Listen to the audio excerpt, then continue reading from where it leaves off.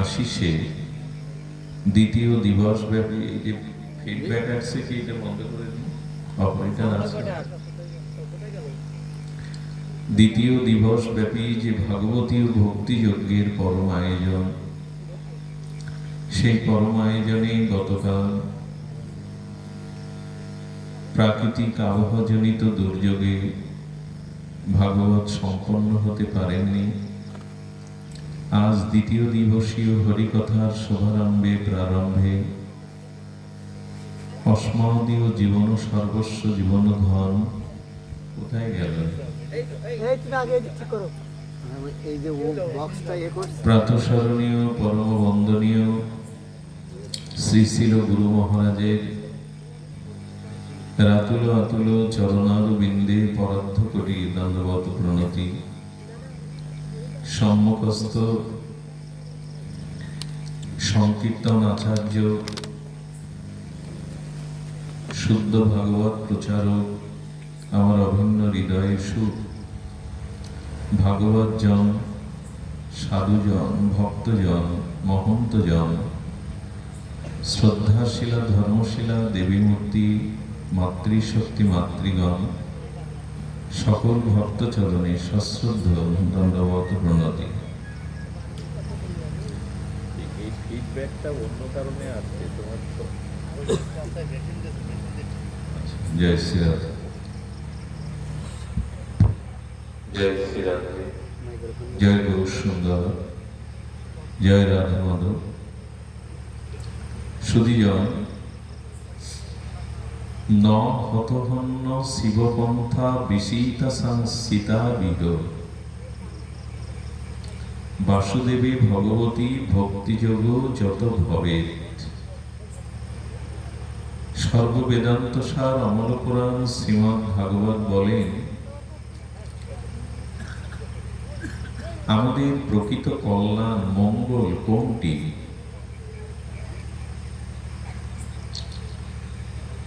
জীবের ঐকান্তিক প্রকৃত মঙ্গল এবং কল্যাণ দুটি জিনিসে। একটি হলো আমাদের এই নশ্বর অনিত্য কাল কবলিত মৃত্যুকে সর্বদা স্মরণ করা, আর দ্বিতীয়টি হলো ভগবানের ভক্তি যোগে যুক্ত হওয়া, ভজনে যুক্ত হওয়া।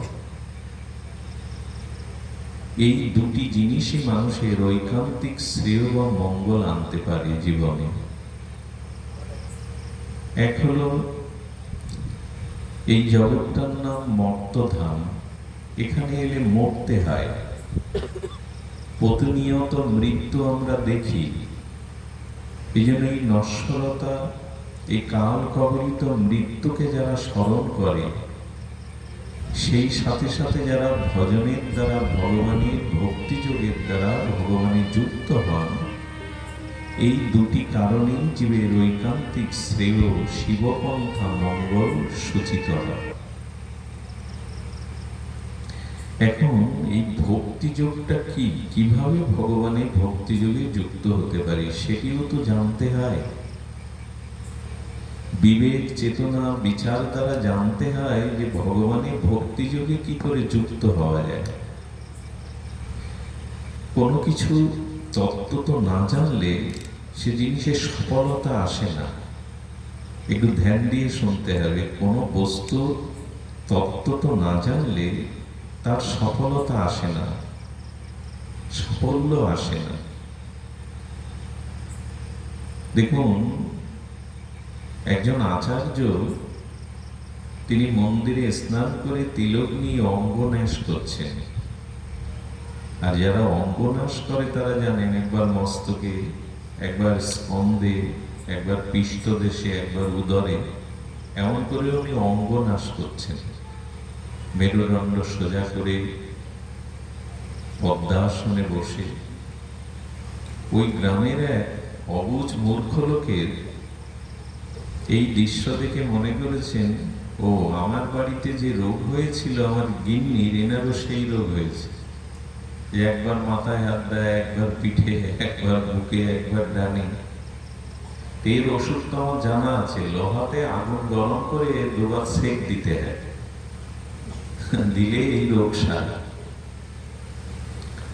ওই অবুজ লোক কি করেছে কি, লোহা গরম করে পেছন দিয়ে এসে বাবার প্রথমে ঘাড়ের, যখন উনি অঙ্কনাশ করছেন, হ্যাঁ, দাদার সঙ্গে যেই সেক দিয়েছে, উনি তো তাপ দগ্ধীভূত হয়ে চিৎকার করে উঠেছেন, বল বাবা আর একবার দিতে দিন, আর একবার দিলে এই রোগ সেরে যায়, আমার গিন্নিরও সেরে গিয়েছিল। বাবা আর কি করে, উঠে দৌড় দিল, অঙ্গনাশ থাকুক আপাতত বাঁচিয়ে, উঠে দৌড় দিল। এখন আমরা কল্যাণ চাই, মঙ্গল চাই, কিন্তু কিভাবে সেই মঙ্গল বা কল্যাণ আসে এটাও তো জানা চাই। না জানলে তো ওই অবস্থায় হয়। বাবাজি শেষে দৌড় দিল। জীবের কি করে ঐকান্তিক শিব অর্থাৎ মঙ্গল হয়, এটি ভাগবত আমাদের জানাচ্ছে। ভাগবত বলছেন, মৃত্যুকে স্মরণ করা, ভগবানের ভক্তিযোগে যুক্ত হওয়া, ভজনের সাথে, এটির জন্য আমাদের প্রথম প্রয়োজন, যে প্রয়োজনটি আমাদের আদ্য শ্রেষ্ঠ, সেই প্রয়োজনটি হলো মহৎ কৃপা। এই প্রসঙ্গে আজকে সামান্য আলোকপাত খুব ধ্যান দিয়ে শুনতে হবে। দেখুন, মহৎ কৃপা ব্যতীত ভক্তি, সংসার ক্ষয়, বিবেক এগুলি জাগবে না, জাগতে পারেও না। সৎ সঙ্গ বা সাধু সঙ্গ, এটা মহৎ কৃপা সাপেক্ষ। এই মহৎ কৃপা হলেই ভবভঙ্গ হয়। তুলসী গোস্বামী শব্দটা প্রয়োগ করেছেন ভবভঙ্গ। ভবভঙ্গ মানে এই যে পুনঃ পুনঃ জগতে গতাগতি, অর্থাৎ পুনঃ পুনঃ জন্ম, পুনঃ পুনঃ মৃত্যু, পুনঃ পুনঃ রোগ শোক, প্রারব্ধ ভোগ, এই যে ভব আসা যাওয়া, পুনর্জন্ম, পুনর্মৃত্যু, পুনঃপ্রারব্ধ কর্মফল, এটি ভঙ্গ হবে যদি মহৎ কৃপা পান। সাধুগুরু বৈষ্ণবের মহৎ কৃপা আপনি প্রাপ্ত হতে পারেন, তখনই ভব ভঙ্গ হবে। অর্থাৎ এই আসা যাওয়া, পুনঃ পুনঃ জন্ম মৃত্যু আবর্তন তখন বন্ধ হবে। পুনরায় মাতৃগর্ভে আগমনই সমস্ত দুঃখের কারণ। তো মহৎ কৃপায় স্বরূপ স্মৃতি জেগে যাবে, স্বরূপ প্রাপ্তি হবে, আর এই ভব ভঙ্গ হয়ে যাবে। দেখুন, সাধু সঙ্গ মাধ্যমেই মহৎ কৃপা হয়। তো সাধু সঙ্গটা কেমন? অন্যান্য পূজা, ব্রত, দান, তীর্থ, পর্যটন, যাগযজ্ঞের সাথে কেউ সাধু সঙ্গকে এক করবে না। যাগ, যজ্ঞ, তীর্থ, পর্যটন, দান, ধ্যান, এগুলির সাথে সাধু সঙ্গকে কখনো এক করবেন না। এটির সাথে সাধু সঙ্গের আকাশ পাতাল পার্থক্য।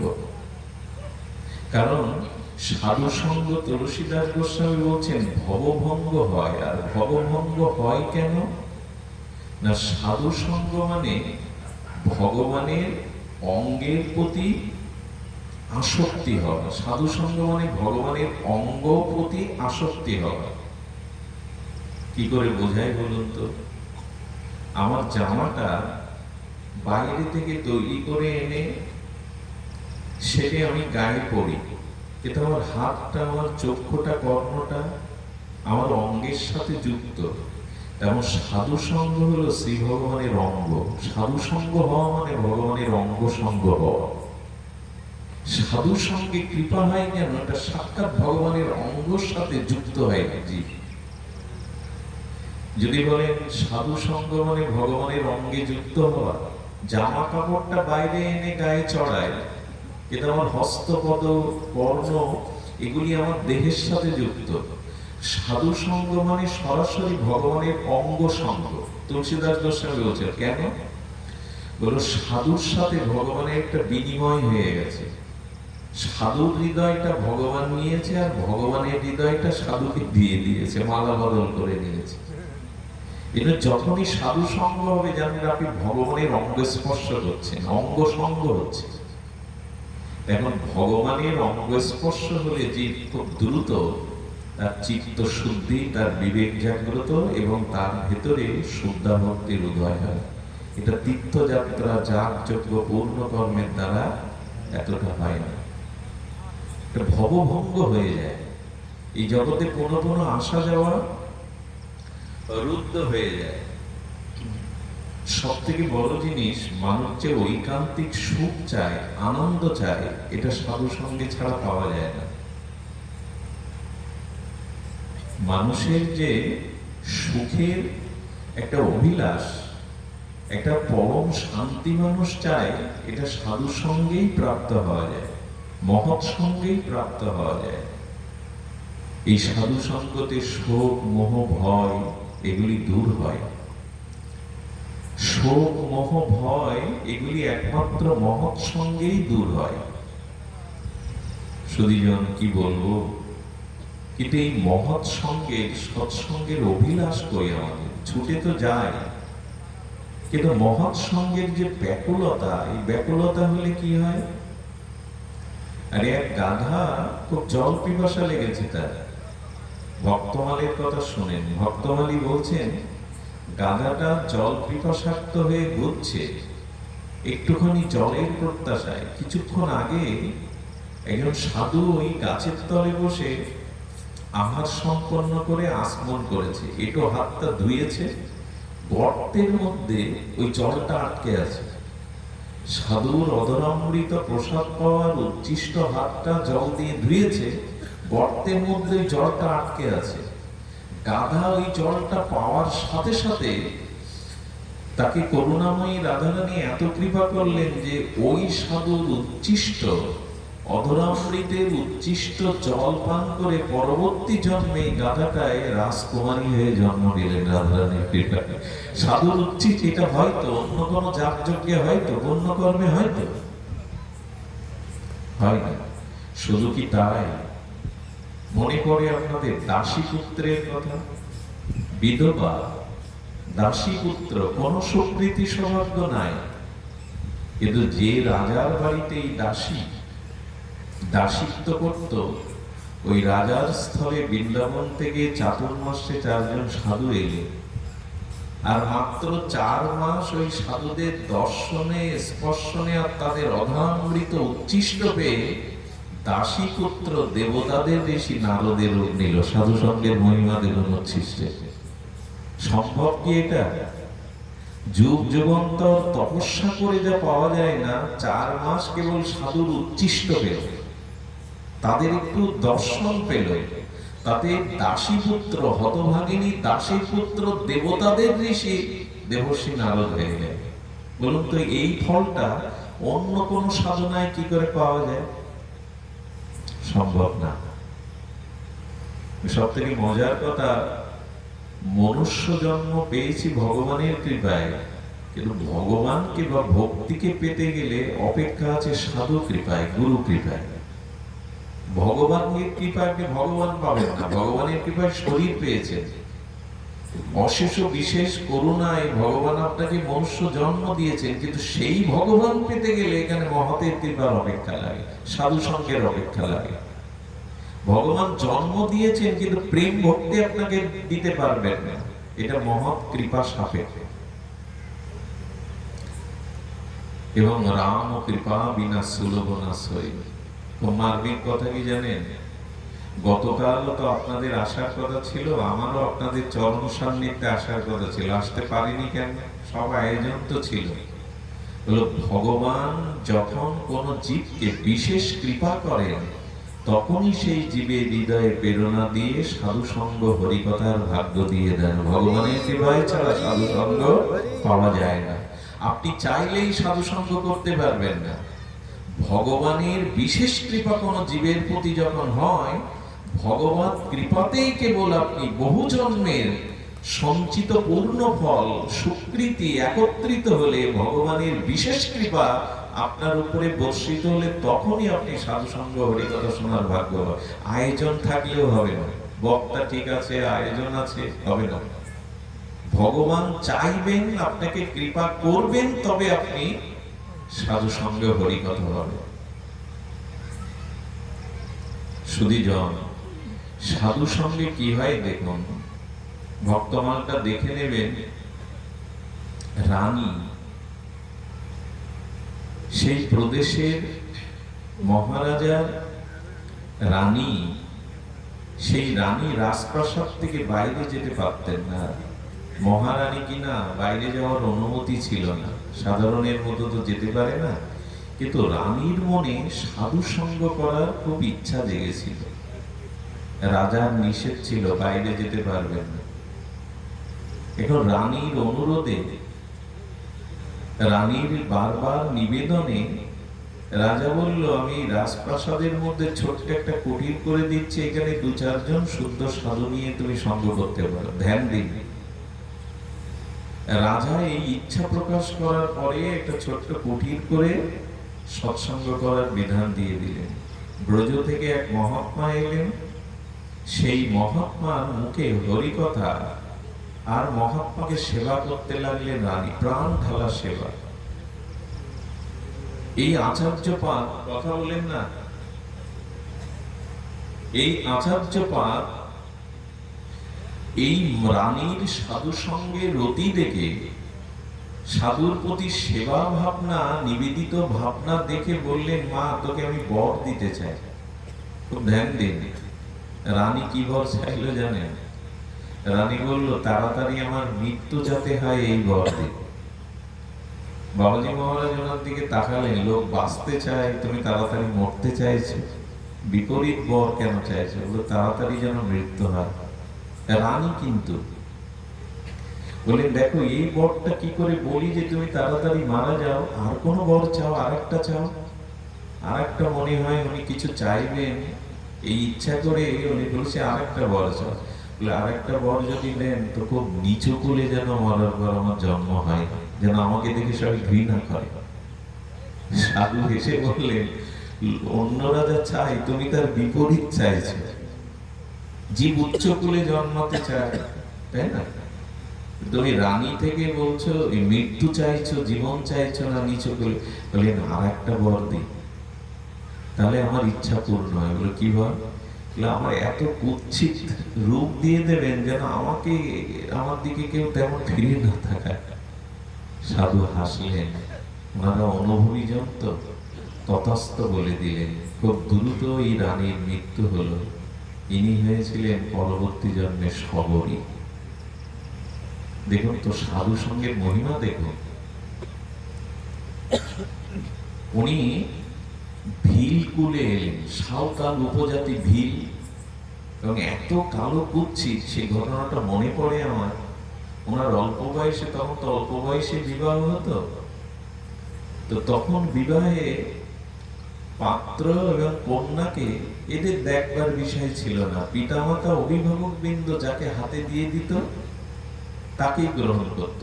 বর মানে পাত্র দেখা, পাত্রী দেখার বিষয় ছিল না তৎকালে। বিয়ে হলো, বিয়ে করতে চায়নি সবরই, বিয়ে হলো।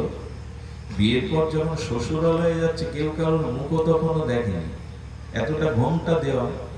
কিন্তু যেতে যেতে বাতাসে সবরীর ঘোমটাটা উড়ে গেছে।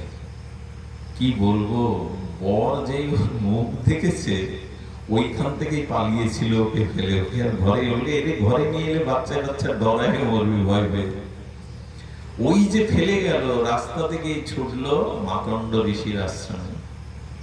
মাতণ্ড ঋষি কৃপা করে বলল, মারে আমি যে ভজন তোকে দিলাম, এই ভজন কর, তোকে রামের কাছে যাওয়া লাগবে না, রামই একদিন তোর কাছে আসবে, ভজন কর। সাধু সঙ্গের কি প্রত্যাশা দেখুন। যুগ যুগান্তর যোগীন্দ্র মনীন্দ্র ধ্যানে যাকে পায় না, প্রভু রামচন্দ্র ঋষিমুনিদের আলয়ে না গিয়ে সেই শবরীর খোঁজ করতে করতে, আমার মনে হয় সীতা উদ্ধার, রাবণ বধ এটা প্রভুর মুখ্য কার্য নয়, শবরীকে কৃপা করাটাই মুখ্য কার্য। নাহলে রাবণ বধ তিনি অযোধ্যা থেকে করতে পারতেন, ভগবানের পক্ষে কিছু অসম্ভব না। কিন্তু সাধু কৃপা পেয়েছে, গুরু কৃপা পেয়েছে, এতটা অভিলাষ তার রামের ভজন করার, প্রভু রামচন্দ্র নিজে গিয়ে উপস্থিত হলেন। শবরী বৃদ্ধা, আর তো জানেন তার যৌবনেই রূপ দেখে বর পালিয়েছিল, কি কুৎসিত রূপ। মানুষের রূপ বাইরে না, বিউটি পার্লারে সাজা রূপ রূপ না, রূপ হলো ভেতরে।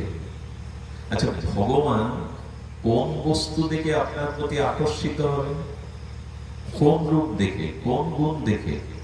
ভগবান বলছেন এই পৃথিবীতে যদি কারোর সাথে আমার কোনো সম্বন্ধ থাকে সেটা ভজন আর ভক্তি, আর কোনো কিছুর সাথে আমার সম্বন্ধ নেই। আচ্ছা, ভজনের মধ্যে আবার পার্থক্য আছে। ঋষিমুনিরাও তো তপস্যা করছে, যোগ করছে, ধ্যান করছে, গাছের পাতাকে, জলকে, তাদের ওখানে না গিয়ে শবরীর ওখানে গেল কেন? শবরীর সেবা ভাবনা ছিল, ঋষিদের নিজের আত্মকল্যাণের ভাবনা ছিল, মুক্তির ভাবনা ছিল, কিন্তু শবরীর ছিল সেবা ভাবনা। রাম আসবে তাই পথে ফুলের চাদর বিছিয়ে দিত যাতে প্রভুর পায়ে না বাজে, কণ্টক না বিদীর্ণ হয়, কাপড় না ফোটে, ফল তুলে রাখতো এটো করে, প্রভু আসলে সেবা দেব। এই সেবা ভাবনাটাই ভগবানকে বশীভূত করতে পারে। জপ, ধ্যান, তপস্যায় ভগবান বশীভূত এতটা হন না, সেবা ভাবনাতেই ভগবান বশীভূত হন। শবরীকে গিয়ে বলছেন, শবরী ভামিনী, ভামিনী মানে তোমার মতো রূপবতী, পরম রূপবতী বিশ্ব ব্রহ্মাণ্ডে আর কেউ। আচ্ছা ভগবান, তুমি ডাহা মিথ্যা বলতে শিখলে কবে? শবরী একে তো শবর, বিলের কন্যা, তার দিকে কেউ তাকায় না, বিদ্যা হয়ে গেছে, তুমি বলছো পৃথিবীর মধ্যে সব থেকে সুন্দরী তুমি। একটু ভেবে কথা বলো রাম। রামচন্দ্র বললেন না, বাইরের সাজগোজে আমার কাছে সুন্দর লাগে না, যার হৃদয়ে প্রেম ভক্তি আছে, ভজন আছে, ওই সৌন্দর্যেই আমি আকৃষ্ট হই। শবরীর মধ্যে সেই সেবা ভাবনা, প্রীতি ভাবনা, ভক্তি আছে। আচ্ছা লক্ষ্য করুন তো, ভগবান কোন দিকে তাকায়? শূর্পণখা রামের সামনে সেজে গিয়েছিল না বিশ্ব সুন্দরী হয়ে, প্রভু একবার ওর দিকে তাকিয়েছিলেন, মাত্র একবার, তার তাকানোর সাথে সাথে দৃষ্টি ফিরিয়ে নিয়েছিলেন। শূর্পণখা বিশ্ব সুন্দরী রূপে গিয়ে রূপের মাধুর্যের ডালি সাজিয়ে বলছে, আমার থেকে রূপবতী পৃথিবীতে কেউ নাই, আর তোমার থেকে গুণবান রূপবানও কেউ নাই, মিলবে ভালো, তুমি আমাকে গ্রহণ করো। একবারও তাকাননি রাম। এতে কি সংকেত দিচ্ছে? বাইরের রূপে ভগবানকে বশীভূত করা যাবে না। হৃদয়ের ভক্তি যদি থাকে, ভগবান তখনই আপনার প্রতি বশীভূত হবে। শবরী দিকে ভগবান বলছে, তোমার মতো অপরূপ কেহ নাই, শুধু তাই বারবার শবরীর মুখবাণে তাকাচ্ছেন। কিন্তু শূর্পণখার দিকে তাকালেন না কেন?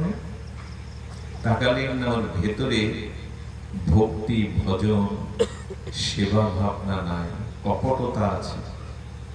সুধীবৃন্দ, বারবার মা সীতার দিকে তাকাচ্ছিলেন। রামচন্দ্র যেন এই সিদ্ধান্ত জানালেন, বাইরের সৌন্দর্য যদি তোমাকে প্রলোভিত করতে আসে, তুমি ভক্তির দিকে তাকিয়ে, সীতা মানে ভক্তি, ভক্তির দিকে তাকিয়ে, বাইরের রূপের দিকে দৃষ্টি দিতে গেলে ফেসে যাবে। দেখুন আমরা আজকাল বড় বাইরের দৃষ্টিতে, বাইরের সৌন্দর্যে আকৃষ্ট হতে শুরু করেছে। একই কথা তো বারবার আসে, নখ কখনো সুন্দর হয়? কারো হাতে নখ থাকলে কোন ভগবানের সেবা, সাধু সেবার কোন জলে যদি নখে স্পর্শ করে, ওই জল ভগবত সেবার উপযোগিতা হারিয়ে ফেলে। নখ এত বিষাক্ত বস্তু যে কারো গায়ে আঁচড় দিলে ওখানে ঘা হয়ে যায়। শুকনো ঘায়ের উপর নখের আঁচড় দিবেন, এত বিষাক্ত, আবার বল বলে ঘা হবে। সেই নখ রেখে এখন মানুষকে সৌন্দর্য দেখানো হচ্ছে। নখ রেখে ওটা কত সুন্দর করে কি করে, এখন মানুষের রুচি কত নিচে নেমে গেছে, এত অশুদ্ধ আর এত বিষাক্ত বস্তুটাকে এখন সৌন্দর্যের প্রতীক হিসাবে দেখানো হচ্ছে। কতটা রুচি নিচে নেমে গেছে আমাদের। আচ্ছা চুল যদি ভোগের থালায় পড়ে, ওর কেউ ভগবানকে নিবেদন করা যাবে? চুল যদি খাদ্য খেতে খেতে তার মধ্যে দেখেন ওই খাদ্য মুখে দেন তো, কিন্তু সেই চুল কেটে সেটে রং করে কত কি করা হচ্ছে, সে তো নিজেকে সুন্দর বা সুন্দরী করে প্রদর্শন করানোর জন্য। মানুষের রুচি এমন নিচে নেমে গেছে যে সৌন্দর্যটা এখন ভেতরের গুণে কেউ দেখে না, ভজনে দেখে না। চুল নখ সৌন্দর্যের প্রতীক হতে পারে, কিন্তু বিশ্বব্যাপী তাকিয়ে দেখুন এইগুলোই এখন সৌন্দর্যের প্রতীক হিসাবে ব্যবহার করা হয়। রুচি বদলা, ভগবান ওই দিকে দেখবে না। ভগবান দেখবে শহরের মতো কার হৃদয়ে ভক্তি আছে। এ সম্পর্কে প্রসিদ্ধ ঘটনা বলি, যদি মনে রাখতে পারেন তাহলে বাইরের রূপের অহংকার আর আপনার হবে না। ঘটনাটা ধ্যান দিন, ঘুম আসতে পারে জেগে থেকে শুনুন, অলসতা কাটিয়ে। রাজর্ষি জনকের সভাতে বিদ্যাধরগণ, পণ্ডিতগণ, ঋষিগণ বসে তারা বেদ বেদান্তের আলোচনা করতেন, আত্মদর্শন আলোচনা করতেন। একদিন রাজর্ষি জনক ওই সভাতে নিয়ে গেছিলেন অষ্টবক্র মুনিকে। অষ্টবক্র মুনির নাম শুনেছেন আপনারা? উনি যেই উপস্থিত হয়েছেন, সেই বিদ্যাধরগণ, পণ্ডিতগণ ওনাকে দেখে হেসে উঠেছে। হো হো করে উপহাসের হাসি যেই হাসলো, অষ্টবক্র মুনি বিপরীতে ওদের দেখে আরো জোরে হেসে উঠল। তেজস্বী ঋষি তো, ওরা তখন বলছেন, আপনি হাসলেন কেন আমাদের এই ঋষিদের দেখে? হেসেছেন আপনারা আগে, অগ্রে। আপনারা আগে বলুন, আমাকে দেখে আপনারা হাসলেন কেন? উত্তরটা আমি পরে দিচ্ছি। ঋষিরা বলছেন, কিছু মনে করবেন না, আপনার মতো এত কুৎসিত রূপ জগতে আমরা কাউকে দেখিনি, এই প্রথম দেখলাম। একে তো 8 জায়গায় বাঁকা, তারপরে আপনার মতো এত কুৎসিত রূপ জগতে আমরা দ্বিতীয় কারো দেখিনি, তাই দেখে আমরা হেসে উঠেছি। ধ্যান দিন কথাটির দিকে।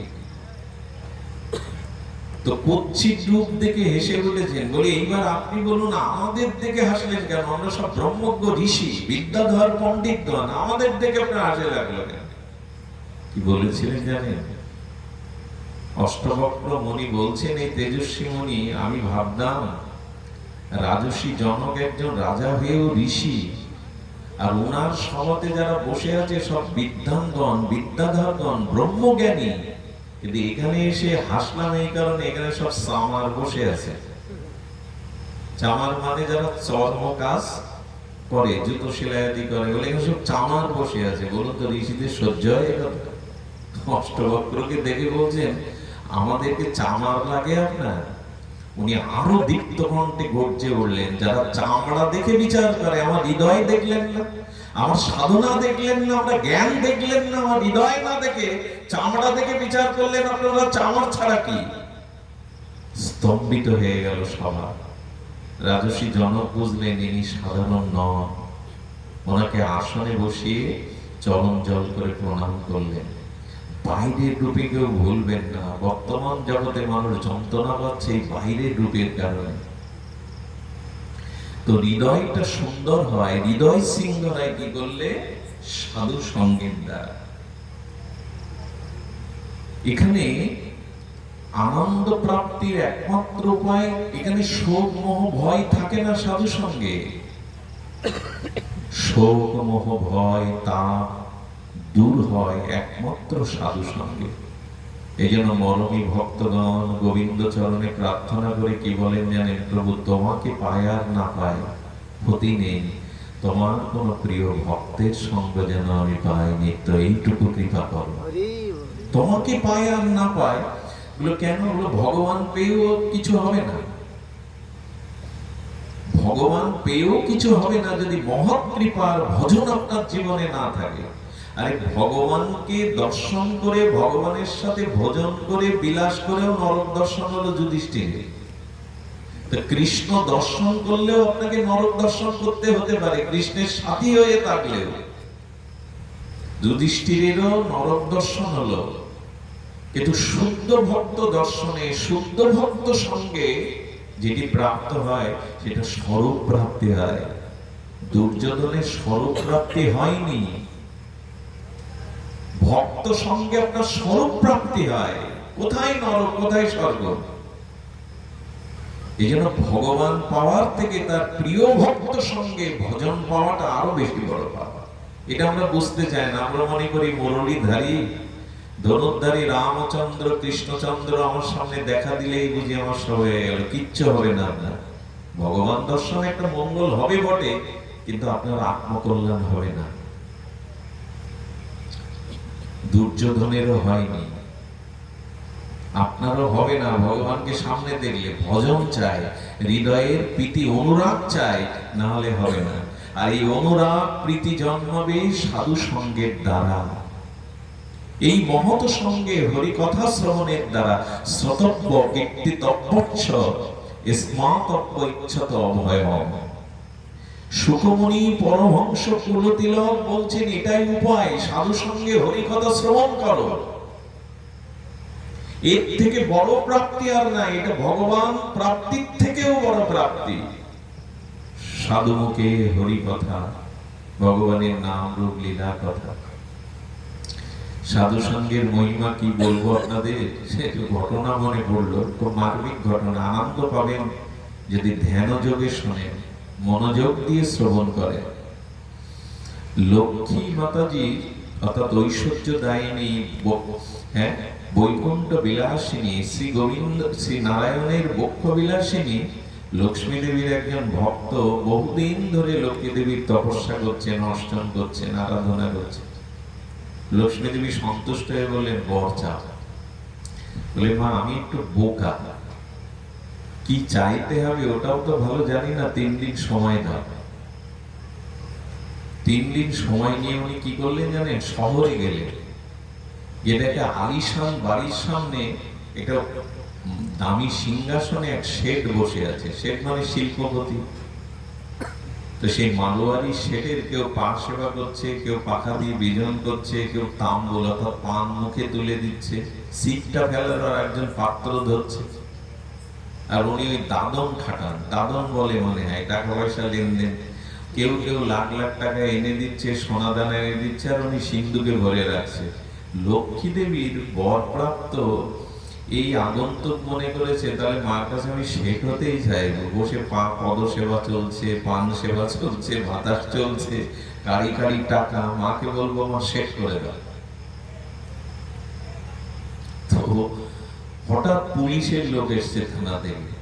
পুলিশের লোক এসে বলছে আপনার নামে এরকম থানাতে নালিশ আছে, আপনি সিন্ধুক করুন, অবৈধ সম্পদ আছে, আপনাকে এখন থানায় যেতে হবে। পুলিশ ধরে নিয়ে যাচ্ছে, তখন বলছেন না এত সময় মনে করেছিলাম শেঠের এত সুখ, এখন দেখছি থানায় যাচ্ছে, শেঠ হতে চাইবে না। উনি ফিরে আসতে আসতে সন্ধ্যা হয়ে গেছে, দেখছে ভাগবত পাঠ হচ্ছে এক জায়গায়, শাস্ত্র আলোচনা। সেই পণ্ডিতের চেহারাও যেমন পাগড়ি বাঁধা, সামনে বসে গেছে। পাঠ শুনে তো মোহিত। রাত্রে আর যাবে কোথায়? পণ্ডিতকে বলছেন আপনার গৃহ যখন এটা, যদি অভাবে একটু আশ্রয় দিতেন রাত্রে। বলে থাকো।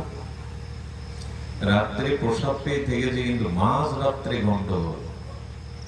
স্ত্রী বলছে বেটা বড় বড় কথা বলিয়া ওড়ায়, পাণ্ডিত্য ফলায়, বক্তা ঘরের ঠিক নেই। হ্যাঁ, ছেলেটা বিপদগামী, ঘরের কোনো ঠিক নেই, পণ্ডিত ফলাতে যাও তুমি। এই তুমুল স্বামী স্ত্রী ঝগড়া দেখে মনে করলেন মা লক্ষ্মীর কাছে পণ্ডিত হতে চাইবো মনে করেছিলাম, এও তো দেখছি যাবা।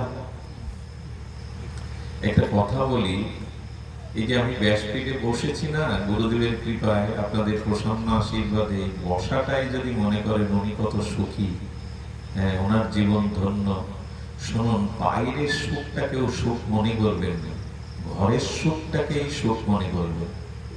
যার ঘরের সুখ নেই অথচ জগৎ জোড়া সুখ, এই সুখ সুখ না। আচ্ছা, আমি পাঠ করে গিয়ে দেখি আমার ছেলেটা ড্রাগ আসক্ত হয়ে, ভুল বকছে, নেশাগ্রস্ত হয়ে, আমার এই বাইরের পাণ্ডিত্য সুখ প্রণামের কোন মানে দাঁড়াবে? ঘরে যাতে সুখ স্থাপিত হয় তাই করুন, জগৎ জোড়া বাইরের সুখ সুখ না। বলে মার কাছে তাহলে পণ্ডিত হতে চাই, বেটা এত সমাধান দিচ্ছে, বাড়ির সমাধান করতে পারে না, রাত দুপুর বেলা ঝগড়া। কি চাইবো তা তো বুঝতে পারছি না মায়ের কাছে। সকালে যেতে যেতে দেখে এক চটা জুটো সৌমদীপ্ত সাধু বসে বটবৃক্ষের তলে ভজন করছেন। সাধু বাবা ডেকে বললে এদিকে আয়, কি চাইবি বুঝতে পারছিস না? না মায়ের কাছে। বলি ইনি জানলেন কি করে? সাধুর চরণে বসে বলছে আপনি আগে বলুন। বললাম তোকে দেখেই বুঝে ফেলেছি, তোর মনে মার কাছে কি চাইবি লক্ষ্মী দেবীর কাছে বুঝতে পারছিস না। বলে এক কাজ কর, তোকে বুদ্ধি শিখিয়ে দিই, মাকে বল মা আমাকে সাধু করে দাও। সাধু বলে কি হবে? আপনি বসে আছেন গাছতলায়, ঘর নেই, খাবার নেই, কিছু নেই। বলে দেখবি উনি ওনার তপস্যার শক্তি দ্বারা দেখছে দেখ সব অমৃত মিষ্টান্ন, আমি এখন যা চাইবো না ভগবান আমাকে তাই জোগাড় করলো। ওই যে ঝর্ণার জল, এই শীতলতা, আর আমার দিকে তাকিয়ে দেখ আমি কত শান্ত, কত আনন্দে আছি। তাহলে মার কাছে ওই চাইবো। দূরে গিয়ে মাকে ডেকেছে 3 দিনের বেলায়, মা হাজির, মা তুমি আমাকে সাধু করে দাও, ওই বটবৃক্ষের তলে যে সাধু বসে আছে সাধু করে দাও। খুব ধ্যান দিতে বলছি কথাটায়, অনেকের চোখে ঘুম আসছে, জীবানি আসছে, খুব মূল্যবান কথা। সব দিন তো এইভাবে আপনাদেরকে জাগানো হবে না। শুনুন, লক্ষ্মী দেবী বলছেন আমি তোকে জগতের শ্রেষ্ঠ ধনী করে দিতে পারি, কিন্তু সাধু করার ক্ষমতা আমার নাই। লক্ষ্মী দেবী বলছেন তোকে সাধু করার ক্ষমতা আমার নাই।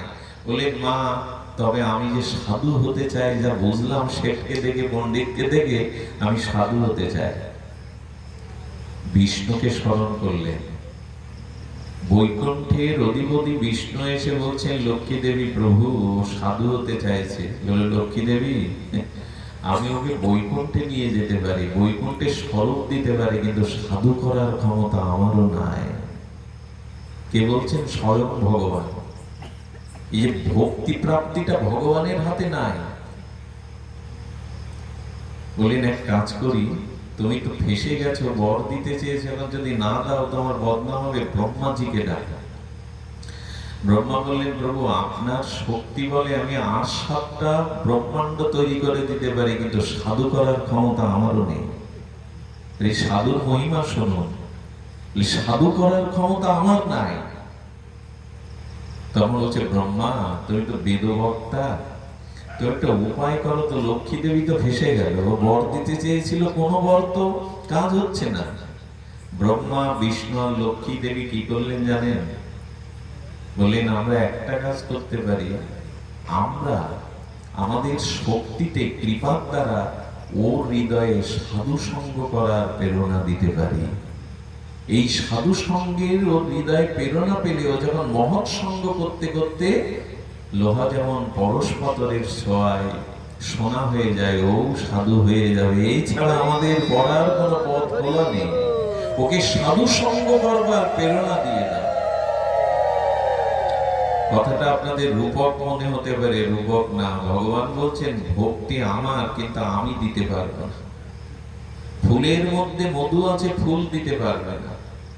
ফুলের সৌন্দর্য সবাই দেখে, ফুলের ঘ্রাণ সবাই নিতে পারে, কিন্তু ফুলের মধ্যে মধু কে নেবে? পারবেন তো আপনি নিগড়ে নিতে? পদ্ম ফুল থেকে মধুটা নিতে পারে মধুকর, মৌমাছি। আচ্ছা এর প্রমাণ দেখুন, ভক্ত সঙ্গ ছাড়া, মহৎ কৃপা ছাড়া ভক্তি পাওয়া যাবে না। ভগবান আপনাকে দেবে না।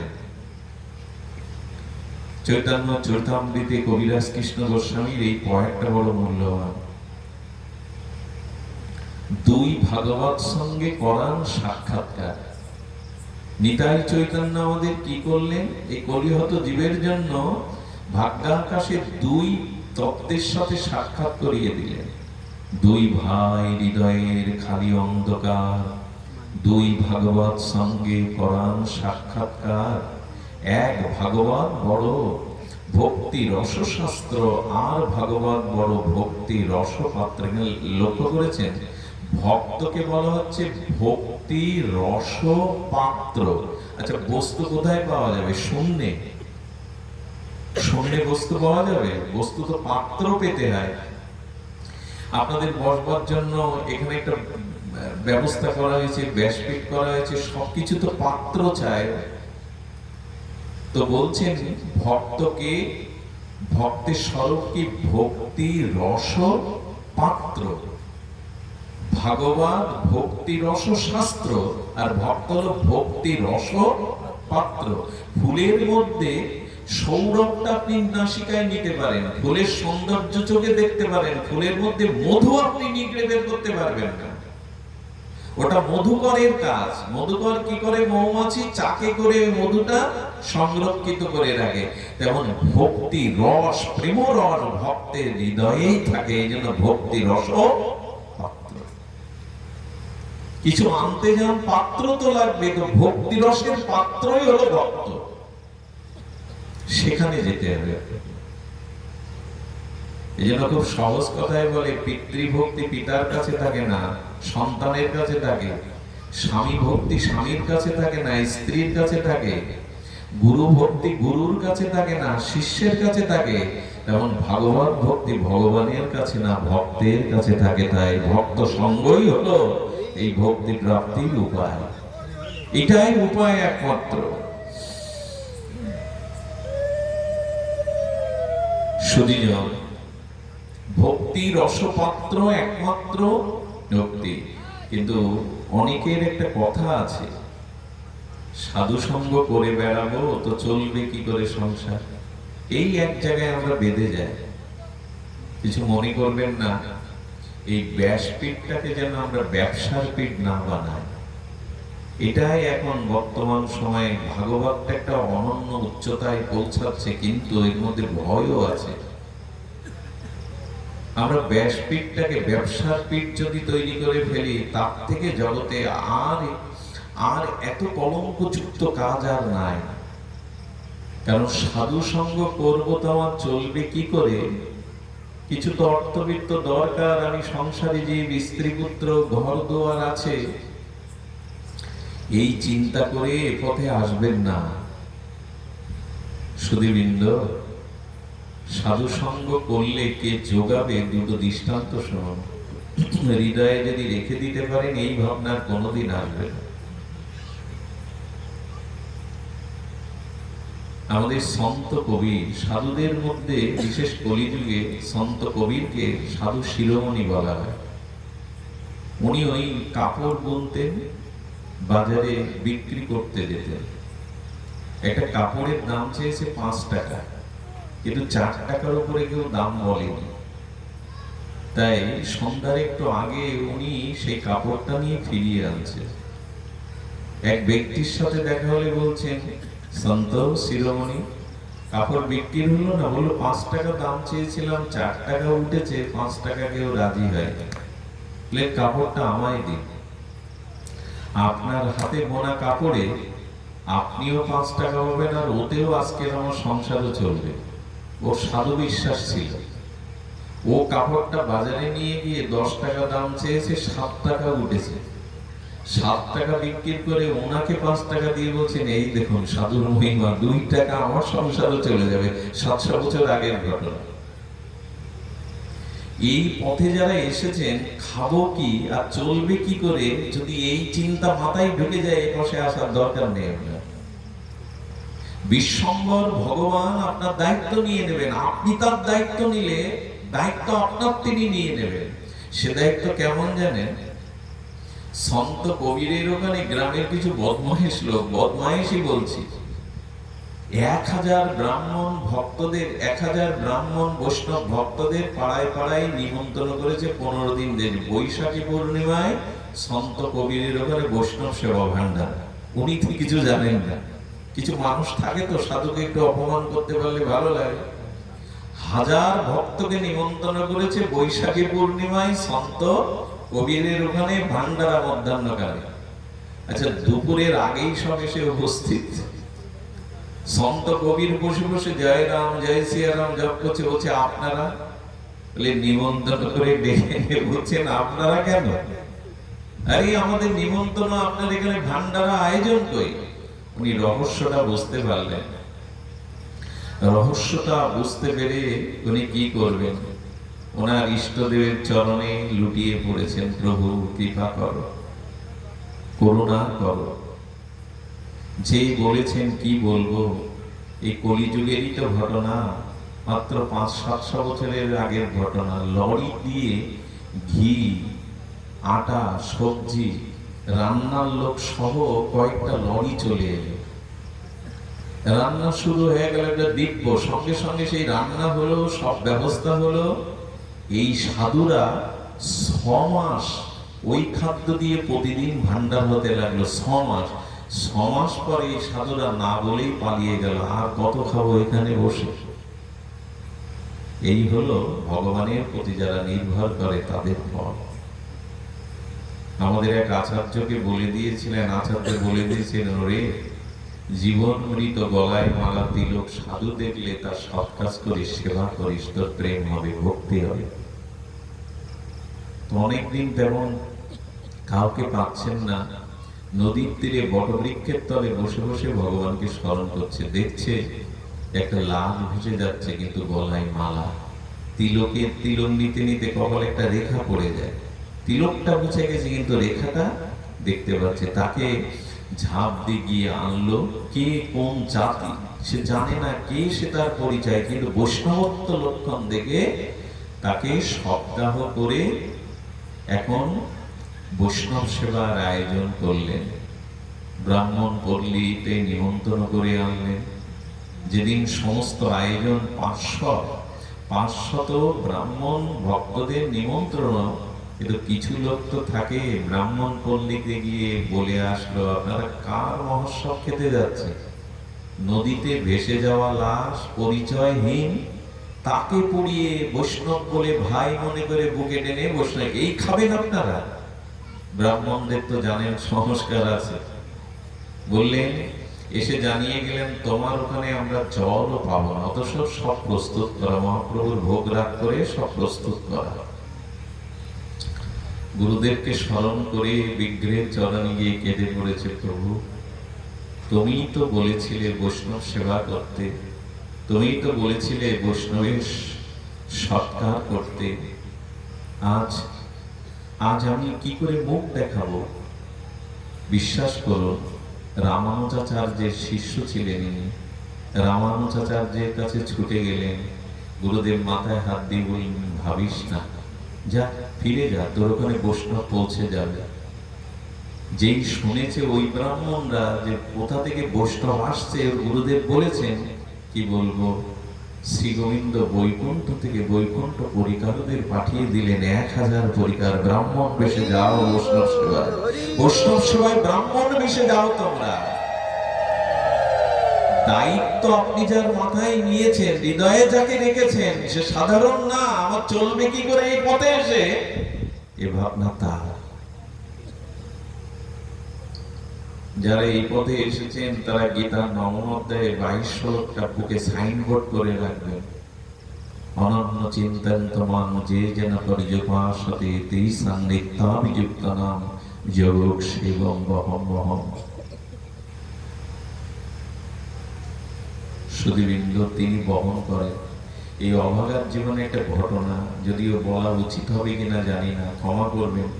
নিজের কোনো উদাহরণ যদি অন্যের কল্যাণে আসে তবে তা গোপন রাখতে নেই। এখান থেকে 25 বছর আগে আমি তখন মোটরসাইকেলে যাতায়াত করতাম। অনেক দূরের একটা গ্রামে পাঠ, আমি একা। সেই মোটরসাইকেল, আমি তো একটু দেরিতে আসি জানেন, দূর থেকে যেতে হয়। চালাতে চালাতে আমি সেই মোটরসাইকেলের সরু পথ দিয়ে যেতে যেতে যাবে না 2-10 গ্রাম নেই 10 কিলোমিটারের মধ্যে এক বিলের মধ্যে শ্মশানে গিয়ে উঠেছেন। চারিদিকে ওই যে শ্মশান, হাড় গোড় এটা সেটা পড়ে আছে, ওইখানেই দাঁড়িয়ে। পথ 2-3 বার চেষ্টা করলাম, পথ পাওয়ার পাচ্ছি না। তখন মোবাইলের যুগও না, কাকে কি জিজ্ঞাসা করবো? ওইখানে বসে রাধারানীকে বলছি, কি করবো, আমার করণীয় কি বলে দাও, আমি তো তোমার কথা বলতেই বেরিয়েছি পথে। 2-3 মিনিট হৃদয়ের এই আবেদন জানানোর সাথে সাথে ওখানে একটা নদী পানা ছিল, খাল বা নদী, উপর থেকে একটা মধুর কণ্ঠ ভেসে এলো, বিল্লমঙ্গলজি পাঠে যাবেন? আমিও তো ওখানে যাব, আপনি কাজ করুন, ডান দিকে গিয়ে একটা সরু পথ আছে, ওই পথ দিয়ে চলে যান, আমি আসছি ওখানে। সে কণ্ঠটা এখনো কানে বাজে। আমি ওনার কণ্ঠস্বর অনুসরণ করে ওই পথ দিয়ে এলাম এবং পথও পেয়ে গেলাম। পাঠের পরে আমি জিজ্ঞাসা করছি, যিনি আমাকে পথ দেখিয়েছেন তিনি যদি কৃপা করে এখানে থাকেন, একটু আসুন, আমাকে কৃপা করে একটু দর্শন দিয়ে যান। 10 বার অনুরোধ করার পরে সেখানে কাউকে পাই না। আমাদের বিল্লমঙ্গল ঠাকুর গেয়েছিল, আমার হাত ধরে তুমি নিয়ে চলো সখা, আমি যে পথ চিনি না। এই পথে যারা নেমেছেন তারা ভাববেন না কি করে চলবে, কে হাত ধরবে, এ দায়িত্ব তার। শুধু আস্থাটা রাখুন, বিশ্বাসটা রাখুন, হাত তিনি ধরবেনই। এই জন্য সন্ত কবির বলে দিয়েছিলেন, দেখো তাকে স্মরণ নিলেই সেই দায়িত্ব তিনি আজও নেন, ওই আস্থাটা রাখো। এই জন্য এই পথে কোনো প্রলোভন যেন, অনর্থ যেন আপনাকে ঘিরে না ধরে, কোনো প্রলোভন অনর্থ যেন আপনার এই পথকে রুদ্ধ না করতে পারে। সুধীবৃন্দ, এই জন্য সাধু সঙ্গ হরিকথায় জীবনের ব্রত করে নিন। এই ভাগবত নিত্য ভাগবত সেবায়া, ভাগবত শুধু একদিনের না, এটা যেন নিত্য দিনের সেবা হয় আমাদের, এটা যেন নিত্য দিনের সেবা হয়, এটা একদিনের নয়। নিত্য ভাগবত সেবায়া কথায়ন্তশ্চ মাম নিত্যং তুষ্যন্তি চ রমন্তি চ।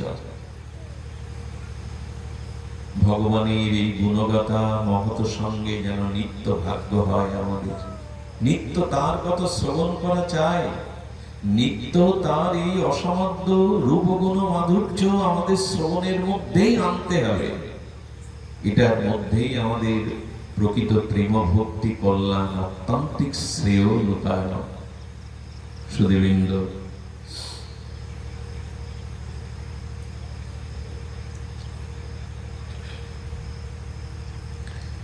আমাদের জীবনে এই জন্য সাধু সঙ্গের প্রয়োজনীয়তা, অত্যন্তিক শ্রেয় প্রাপ্তির উপায় এটাই।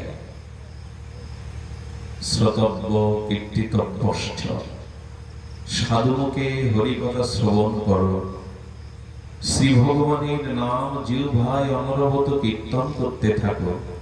আচ্ছা, এই শ্রবণাঙ্গ ভক্তির কথাই যখন এলো, এই শ্রবণাঙ্গ ভক্তির কথা ভাগবত জুড়েই সমস্ত ভাগবতেই এই প্রতিপাদ্য বিষয় করেছে শ্রবণাঙ্গ ভক্তি। গুরু মহারাজ তো বন্যা বইয়ে দিয়েছেন তার ভাগবত গঙ্গাত্তরীর মতো। দেখুন, এই হরিকথার তরঙ্গ যেমন শব্দযন্ত্রের বায়ু তরঙ্গে অনেক দূর ভেসে ভেসে যাচ্ছে, তরঙ্গায়িত হতে হতে দূরের মানুষের কাছে পৌঁছে যাচ্ছে, গঙ্গার তরঙ্গ স্রোত যেমন গিয়ে একদিন সাগরে মেশে, এই হরিকথা শ্রবণ করতে করতে এই হরিকথা গঙ্গার সাগরে ভাসতে ভাসতে গঙ্গা যেমন সাগরে মেশে, তেমন হরিকথার গঙ্গায় যারা নিত্য প্রবাহমানতার মধ্যে পড়ে যায়, তারাও একদিন করুণা সাগর, কৃষ্ণ সাগর, রাধারানীর কৃপার সাগরে গিয়ে মিশে যায়। একদিন মিশবেই তারা, কারণ গঙ্গার স্রোত সমুদ্র গিয়ে মিশে যায়, ওটা মিশবে। গঙ্গা অপ্রতিহত গতিতে একদিন সাগরে মিশবে, তেমন ভাগবতের এই নাম রূপ লীলা তরঙ্গ শ্রবণ করতে করতে একদিন কৃষ্ণ সাগরে, দয়ার সাগরে, করুণার সাগরে আপনি মিশবেন। শ্রবণাঙ্গ ভক্তি আপনাকে ওইখানেই নিয়ে যাবে। দেখুন, ভক্ত সঙ্গ উদ্ধবেরও প্রয়োজন হয়েছিল। উদ্ধব সম্পর্কে গোবিন্দ কি বলেছিলেন জানেন? আহা, আমার পুত্র আত্মজনী ব্রহ্মা আমার এত প্রিয় নয়। শোনো উদ্ধব, আমার পুত্র ব্রহ্মা আমার এত প্রিয় নয়, আমার বক্ষ বিলাসিনী লক্ষ্মী দেবী আমার কাছে এত প্রিয় নয়, আমার বড় ভ্রাতা শঙ্কর্ষণের অংশী বলদেবও আমার কাছে এত প্রিয় নয়, তুমি যতটা আমার কাছে প্রিয়। এরকম ভগবান পরিচয় দিচ্ছে। উদ্ধব বুদ্ধি সত্তম, জ্ঞানী মধ্যে অগ্রগণ্য। একমাত্র এই মথুরাতেই উদ্ধব 24 ঘন্টা প্রায় গোবিন্দের সান্নিধ্যে থাকতে চাইতেন, সেবা প্রাণ ঢালা করতেন। এই উদ্ধবকে ব্রজে পাঠাচ্ছেন, কিন্তু দুটি প্রসঙ্গ খুব মার্মিক। উদ্ধবকে ব্রজে পাঠাচ্ছেন। আচ্ছা, উদ্ধব যখন ব্রজে যাবে তখন গোবিন্দকে বলছে, বাসুদেব, ভগবান, তোমার সান্নিধ্য ছাড়া আমার কিছু ভালো লাগে না, তুমি জানো। ওই বৃন্দাবনের গোয়ালাদের কাছে ওদের শাস্ত্র যুক্তি নাই, ওদের পাণ্ডিত্য নাই, সরলা অবলা, তুমি ওদের কাছে পাঠাচ্ছ, কিন্তু তোমার সান্নিধ্যে থাকার যে আনন্দটা আমি কি করে পাবো? প্রশ্নটা ভালো করে ধ্যান দিন। গোবিন্দের সঙ্গেই তো উদ্ধব মহারাজ সবসময় থাকে, অভিন্ন হৃদয়ে এসে, তা আমি ব্রজে গিয়ে কি করে পাবো? গোবিন্দ নীরব হয়ে যেটা বলেছিলেন লিখে নিন হৃদয়ে, সর্বদা আমার সাথে থেকে তুমি আমার সান্নিধ্যে যতটা না পাও, আমার প্রাণ প্রিয় প্রেম ভক্তি যাদের হৃদয়ের প্রভাব বলছে, সেই ব্রজবাদীদের সঙ্গ পেলে আমার সঙ্গের থেকে কোটি গুণ সুখ সান্নিধ্য, তুমি আমার সান্নিধ্য কোটি গুণ বেশি পাবে ওদের সান্নিধ্যে গেলে। তোমাকে সেবা না করে তো আমি থাকতে পারি না। আমার ভক্তকে সেবা করলে আমার কোটি গুণ, আমার সেবার থেকে কোটি গুণ প্রেম, কোটি গুণ আনন্দ তোমার হবে, আমারও হবে। যাও ওদের সেবা করো। কি সিদ্ধান্ত দিলেন ভগবান? ভক্তের সান্নিধ্য থাকলে ভগবানের সান্নিধ্য থাকার থেকে কোটি গুণ সান্নিধ্য আনন্দ, ভগবত সান্নিধ্য আনন্দ ভক্তের মধ্যে পাওয়া যাবে। আর ভক্তকে সেবা করলে কোটি কোটি গুণ শ্রী ভগবানের সেবার থেকে ভগবান আনন্দ পাবেন। দুই পক্ষ থেকে এই প্রেমানন্দের, এই জন্য তো জ্ঞানী সপ্তম উদ্ধবকে ব্রজে পাঠালেন। আমাদের যেন গোবিন্দ নির্দেশ দিলেন, যত বড় জ্ঞানী হও, মন্ত্রী হও, পতিত যশা হও, যাও ভক্ত সঙ্গ করো। ভক্ত সঙ্গে গিয়ে হরি কথা শ্রবণ ব্রজবাসীরা।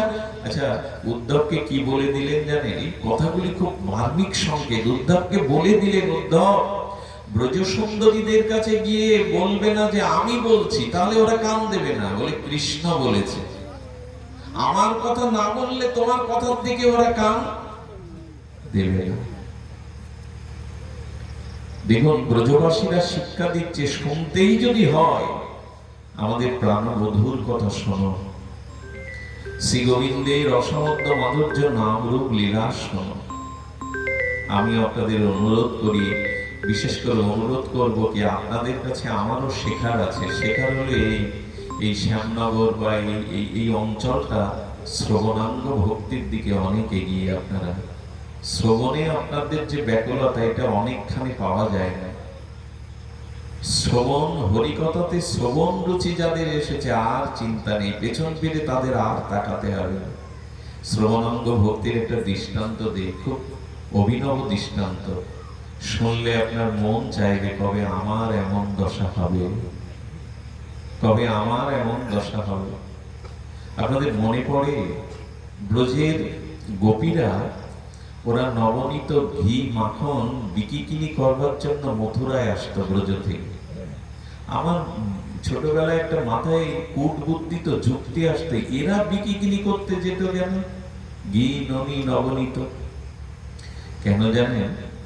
ঘর থেকে বাইরে না এলে তো গোবিন্দকে জানা হবে না, দেখা হবে না, তার দর্শন হবে না। তাই ননি মাখন বিক্রির ছলে ওরা বেরিয়ে পড়ত। এবং ওদের মনের যে ইচ্ছা যে গোবিন্দ দর্শন, গোবিন্দ কথা আলাপন, গোবিন্দ কথা কীর্তন, এটা ওদের মনের ইচ্ছা কেমন বোঝা যেত জানেন? মাথায় ফেরি করছে ঘি দুগ্ধ ননি নবনীত, কিন্তু মাথায় নিয়ে ওদের বুলি কি ছিল জানেন? ঘি নেবে, মাখন নেবে, ননি নেবে না। ওদের বুলি ছিল কানাই নেবে, ব্রজনাথ নেবে, আমাদের প্রাণনাথ নেবে। ওদের মনের ভাবনাটায় ভাষায় মুখরিত হয়ে উঠত। তো ঘি মাখন ননি কারা নেয়? ব্রাহ্মণ পল্লীতে নেয়। ওরা যাগ যজ্ঞ হোম আদি করে। ব্রাহ্মণ পল্লীতে ঘি নবনীত মাখন বিক্রি করে বলতো, মা দক্ষিণাটা তাড়াতাড়ি দিয়ে দাও মূল্যটা। বলে কেন? কোন সকালে কানাইয়াকে দেখে এসেছি, ফিরে গিয়ে আবার তাকে দেখবো। আচ্ছা, তোমরা বিকিকিনি করতে এসেছো, অথচ এই কানাই ছাড়া কোনো কথা বলো না। তার রূপ গুণ তোমাদের সমস্ত বাক্যের মধ্যে একটু বলো তো, কানাইয়ের রূপ কেমন? ওই যে ব্রাহ্মণ পত্নীরা ব্রজ সুন্দরীদের কাছে কানাইয়ের রূপ গুণ লীলা শুনত। শ্রবণাঙ্গ ভক্তি কোথায় নিয়ে যায় দেখুন। এই যে গোপীদের মুখে গোবিন্দের, এই প্রেয়সীবৃন্দের হৃদয়ের সেই অনুরাগ মাখানো হরিকথা শুনতে শুনতে এই ব্রাহ্মণ স্ত্রীগণের, পত্নীগণের গোবিন্দের প্রতি এমন অনুরাগ এসে গেছিল যে ওনাদের স্বামীরা যজ্ঞ হোম করেও কৃষ্ণ বলাইকে চিনতে পারেনি, কিন্তু ওরা গোবিন্দকে অন্ন দানের জন্য সব সম্বন্ধ পিছনে ফেলে বনে চলে গেছে। শ্রবণাঙ্গ ভক্তির মহিমা দেখুন। যেটা জপ ধ্যান করে, যাগ যজ্ঞ করে তাদের স্বামীদের মাথায় এই বুদ্ধি আসেনি, ভগবানকে জানার বুদ্ধি। এবং ওই যখন ওরা কৃষ্ণের অসমর্থ মাধুর্য রূপ গুণ লীলা কীর্তন করত, চন্দ্রাবতী নামের একটা মেয়ে 14 বছরের কিশোরী যুবতী পাশের ঘরে বসে বসে শুনত। হরিকথা শ্রবণের মহিমা শুনুন। যখনই শুনত তখন কি হতো জানেন?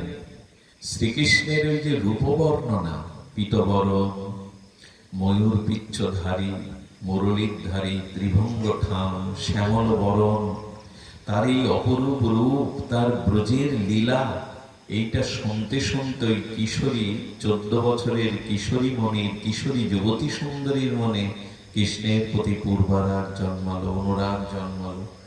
সেই অনুরাগ এতটা বৃদ্ধি হলো, ওই ধোঁয়া হতে হতে যেমন তপ করে আগুন জ্বলে, বহি চলে উঠল। কৃষ্ণের প্রতি তার এত অনুরাগ জমে গেল, একদিন মধ্যরাত্রে ঘরের দুয়ার খুলে ব্রজের উদ্দেশ্যে বেরিয়ে পড়ল মথুরা থেকে।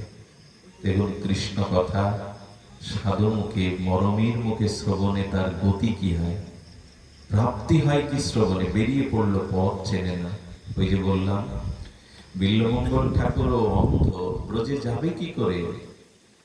কখনো খাদ, কখনো পড়ে যাবে, এসে এসে বারবার গোবিন্দ তার হাত ধরতে। এই জন্য বিল্বমঙ্গল ঠাকুর গেয়ে উঠেছিলেন, আমার হাত ধরে তুমি নিয়ে চলো সখা, আমি যে পথ চিনি না।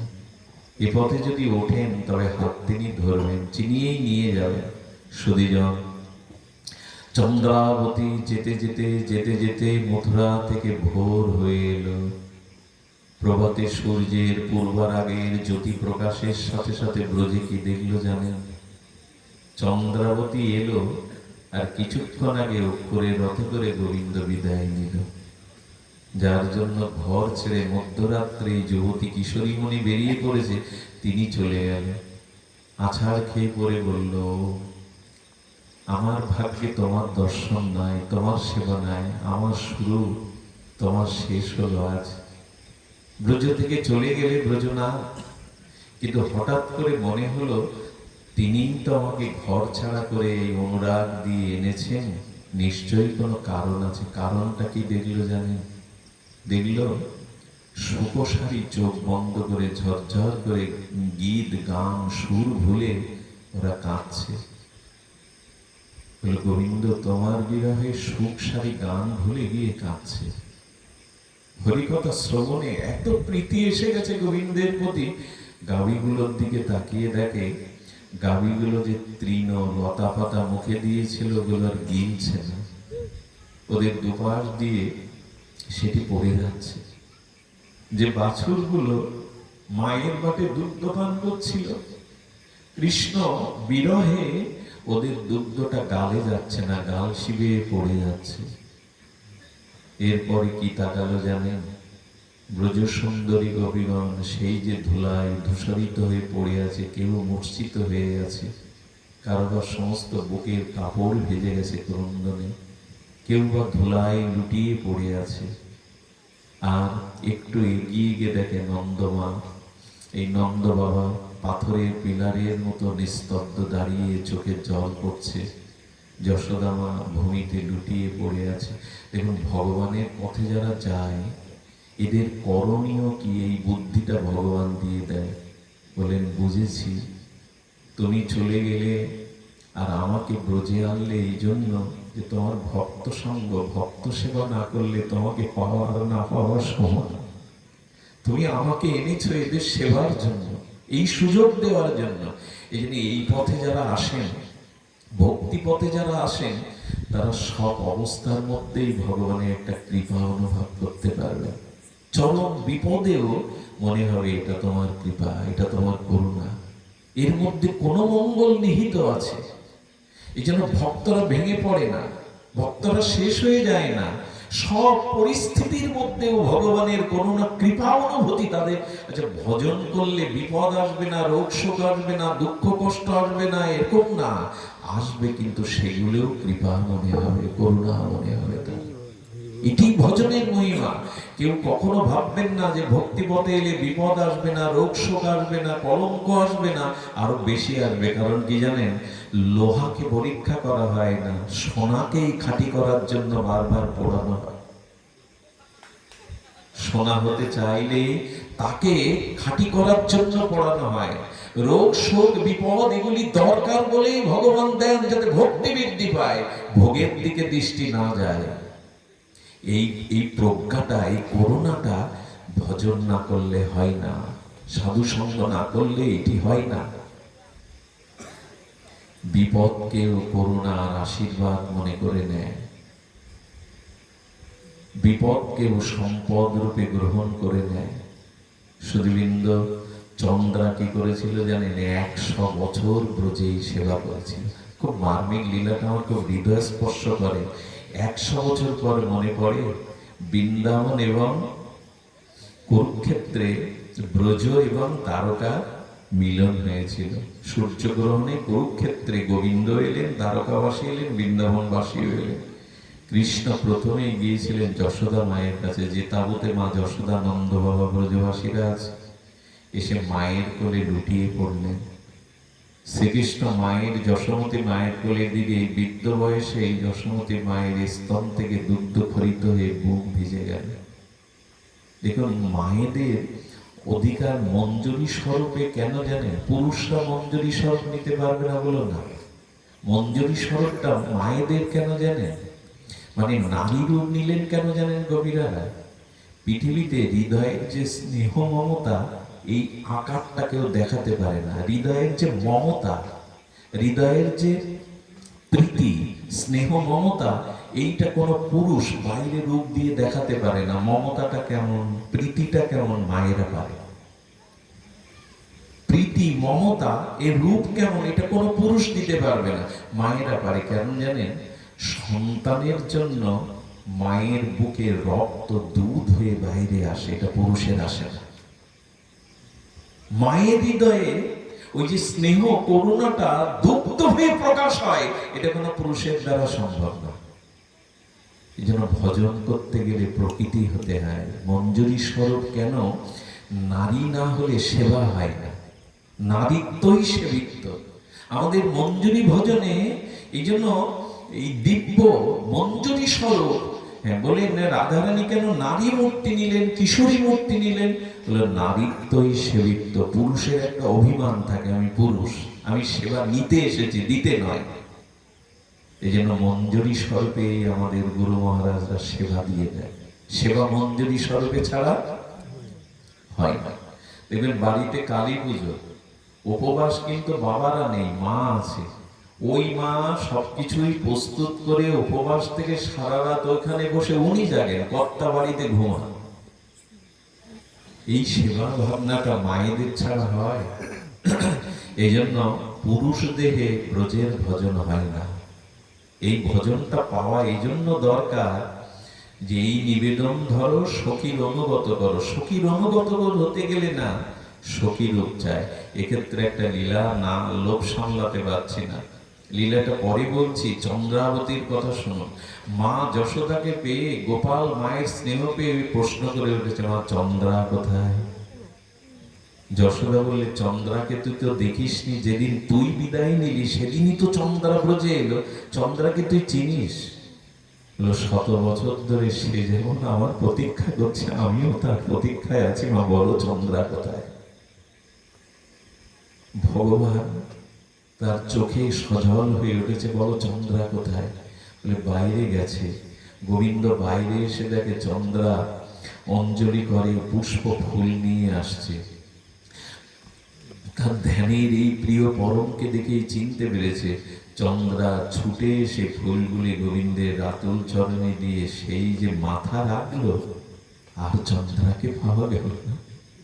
গোবিন্দ বললেন, চন্দ্রা 100 বছর ধরে ব্রজবাসীদের সেবা করেছ, আমার প্রতীক্ষায় দেখেছো, চলো। আর নয়, আমি তোমাকে নিত্য লীলায় মঞ্জুরি স্বরূপে নিয়ে যাবো, আর এখানে রাখবো না। নিয়ে নিলেন চিরদিনের জন্য। প্রথম দেখা, প্রথমেই নিয়ে নিলেন। এই যে মঞ্জুরি স্বরূপে নিত্য লীলায় গমন করলেন, এর সৌভাগ্য কোথা থেকে হলো? ওই কৃষ্ণ কথা শ্রবণের মাধ্যমে। ওই যে ঘর থেকে বেরিয়েছিল গোপীদের মুখে কৃষ্ণের নাম রূপ লীলা শ্রবণে। আমাদের কবে এমন হবে? শ্রবণ করতে করতে আমাদের কবে ব্যাকুলতা, কবে এই সংসারের মোহ বন্ধন ছেড়ে ব্রজের পথে উঠতে পারব।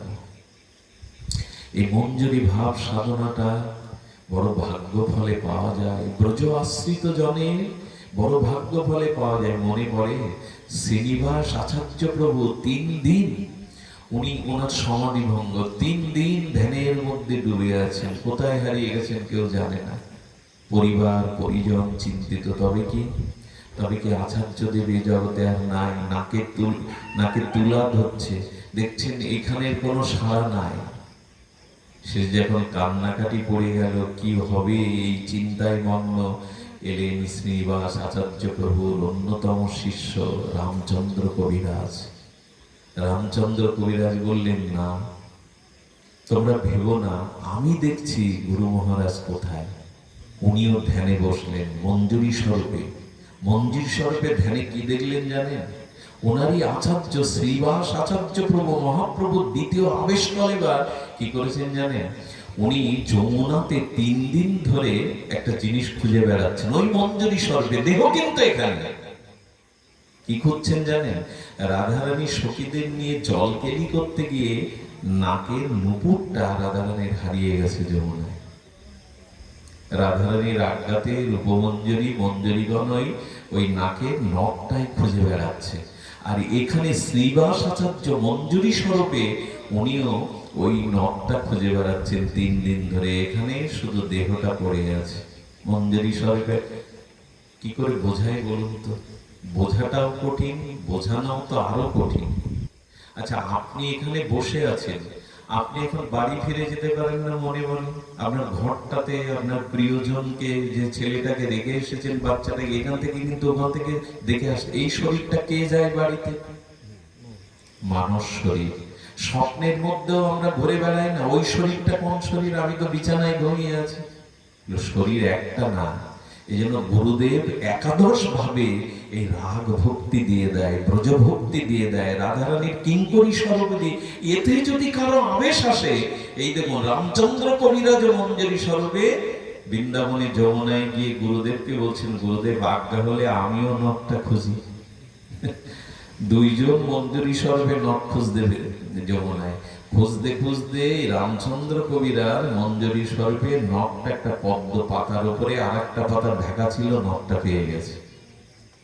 এই নখটা পাওয়ার সাথে সাথে উনি আনন্দে চিৎকার করে উঠেছেন। আচ্ছা, আপনি আমি ওই নখ পেলে কি করতাম? রাধারানীর কৃপা পাওয়ার জন্য তো রাধারানীর কাছেই দৌড় দিতাম। না না, গুরু মঞ্জুরিকে দিয়ে দিলেন যা কিছু গুরু মঞ্জুরির হাতে।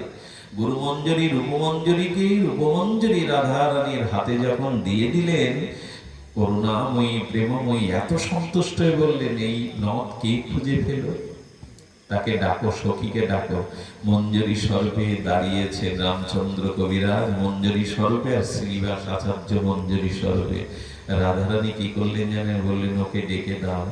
এত প্রীত হলেন যে তম্বুল চর্পিত করছিলেন, পানটা চর্চিত করছিলেন, রাধারানী অধরামৃত সেই তাম্বলের অংশটা শ্রীনিবাস আচার্য যে মঞ্জুরি স্বরূপে তুলে দিলেন ওইখানে।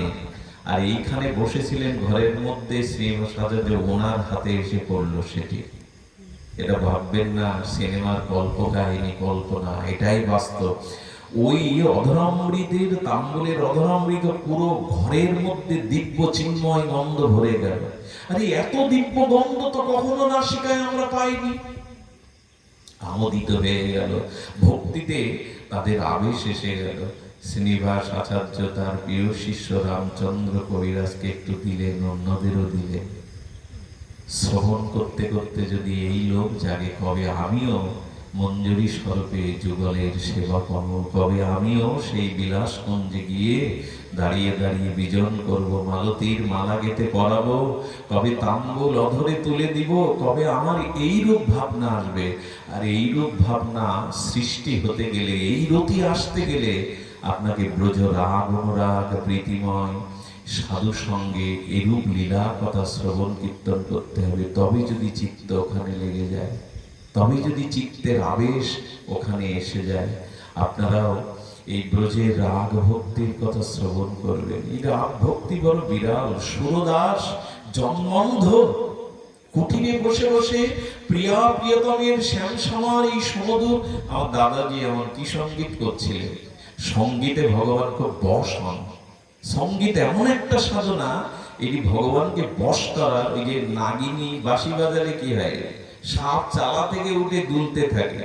তো যদি ভক্তির দ্বারা ভগবানের ভজন করা যায়, ভগবানও দুলতে থাকেন, এত আবেশ এসে যায়। সুরদাস অন্ধ, জন্মান্ধ, কিন্তু ভজনের অনুরাগ দিয়ে তিনি প্রিয়া প্রীতমকে নিজের করে দিয়েছেন। প্রতিদিন রাধারানী দেখেন মধ্যাহ্নে সেবার পরে বিশ্রাম না নিয়ে তার ব্রজনাথ, তার প্রিয়তম কোথায় যেন যায়। রাধারানী একদিন শ্যামসুন্দরের হাতে দিয়ে বললেন, কোথায় যাও দুপুরে? বলে, সুরদাসের ভজন শুনতে। বলো, তো যার ভজন শুনতে বিশ্রাম না নিয়ে চলে যাওয়া, আমাকে নিয়ে যাওয়ার কথা বললে না তো? বললো না। কেন? তুমি যাকে দেখো তাকে কৃপা করে দাও, তোমাকে নিয়ে বিপদে পড়ো। এই হলো রাধারানীর স্বরূপ। তোমাকে নেওয়া যাবে না, তুমি যাকে দেখো তাকে করুণা করে দাও। বলেন, তুমি না নিয়ে যেতে চাইলে আজ তোমাকেও যেতে দেব না, আমাকে নিতে হবে। সুরদাসের কেমন ভজন। দুজন এসে দাঁড়িয়েছে। আচ্ছা, রাধারানী সব লোকাতে পারে, তার চরণের দিব্য গন্ধ লোকাতে পারবে না। ফুল অনেক দূরে ফুটেছে, কিন্তু বাতাসে গন্ধটা তো ভেসে আসে। সুরদাস রাধারানীর চরণের দিব্য গন্ধ পেয়ে বলে, তবে তুমি এসেছো, যার জন্য অন্ধ হয়ে ব্রজে পড়ে আছি, যাকে শোনাবো বলে এই ভজন জীবন, তুমি এসেছো করুণাময়ী। তবে নিজেকে একটু আবেগ সামলিয়ে ভজন করতে করতে চলেছেন। ভজন করতে করতে চলে বলেছেন, আজকে তো তাকে পেতেই হবে। উনি ইচ্ছা করে ভজন করতে চলতে চলতে একটা বড় পাতকোয়াপনা ছিল পুরোনো দিনের, ওর মধ্যেই পড়ে গেছেন। যেই পড়েছে রাধারানীর বুক কেঁপে উঠেছে।